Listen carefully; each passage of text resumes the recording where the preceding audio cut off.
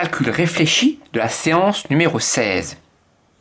Premier calcul, j'ai un prix qui subit une hausse de 10%, et le prix là subit encore une hausse de 20%. Il faut trouver le pourcentage de hausse entre le premier et le dernier. Bien sûr, instinctivement, on pourrait dire 10 plus 20 égale 30, mais ce n'est pas le cas. J'appelle x le prix initial, soit x le prix initial. S'il subit une hausse de 10%, ce prix est multiplié par 1,1. C'est x le prix initial, le prix x fois 1,1. 1 plus 10%.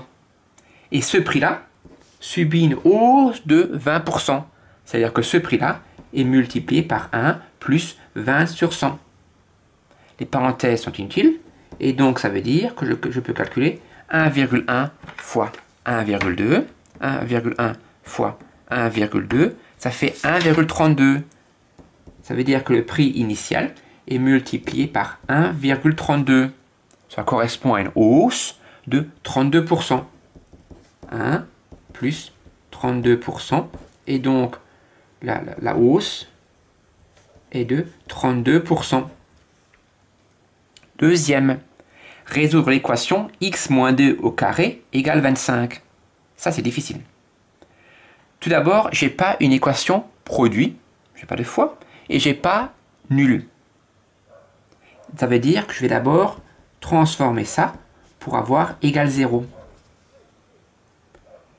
Et maintenant, je n'ai toujours pas d'équation produit, je n'ai pas un fois. Pour avoir une équation produit, je vais factoriser grâce à l'identité remarquable a carré moins b carré égale à a plus b facteur de a moins b. De x moins 2 au carré, c'est le carré de x moins 2, et 25, c'est le carré de 5. Donc ça fait x moins 2 plus 5, facteur de x moins 2 moins 5. Ça veut dire que j'ai x plus 3, facteur de x moins 7 égale 0. Donc j'ai deux solutions, moins 3 et 7. C'est un peu difficile. Autre méthode, ce nombre au carré doit faire 25.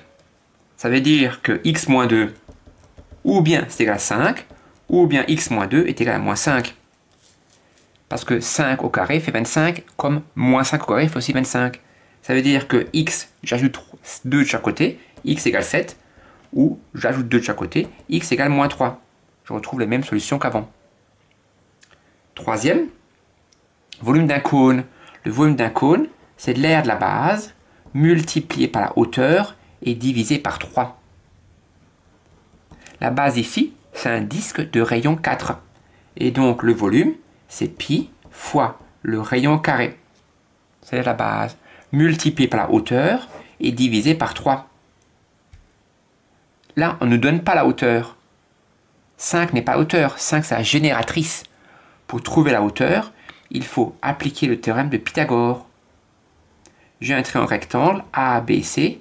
Si ici j'ai 4 cm et ici 5, pour trouver la longueur qui est ici, j'applique le théorème de Pythagore dans le triangle ABC rectangle A, et donc le côté AC carré vaudra 25 moins 16. Ça fait 9, et donc la longueur AC vaudra 3 cm. Mais je pense que vous connaissez par cœur le triplé 3, 4, 5. Et donc je reviens à mon volume. Quand je multiplie par 3 et je divise par 3, ça s'annule. Et donc le volume sera bien égal à 16 pi cm3. Je peux en donner une valeur approchée grâce à la calculatrice. Si je remplace pi par 3,14, je trouve environ 50,24 cm3. Dernier, l'image de moins 2. Je remplace juste x par moins 2. Donc l'image de moins 2, c'est 9 fois moins 2 au carré. Attention aux parenthèses. Moins 2 au carré, ça fait moins 2 fois moins 2, ça fait 4. Avec l'arrêt des signes, moins fois moins égale plus. Et donc ça fait 9 fois 4, 36. Donc l'image de moins 2 est égale à 36.